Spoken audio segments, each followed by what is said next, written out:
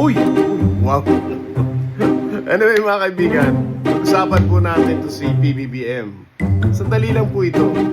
Mga kaibigan, alam natin na kinarir po ni PBBM ang kanyang trust rating ngayon. Ngayon talaga po mga kaibigan, outstanding. 25%. Sa 10 po pinakamababa na trust rating na nakuha ng isang Pangulo. Nakakalungkot po at ganito po ang dumarating kay PBBM dahil sa dami na po ng mga katanungan at mga issue na nagliliparan sa kanyang administrasyon. Napakahirap pong solusyonan. Dahil po ang nangyayari po, inatupag niya ang mga oposisyon kaysa sa pagpapaunlad ng ating bayan. Sana po ay mabago. Sana po ay dumating tayo, dumating siya sa kanyang pag-iisip na kailangan ng ayusin ang lahat ng ito para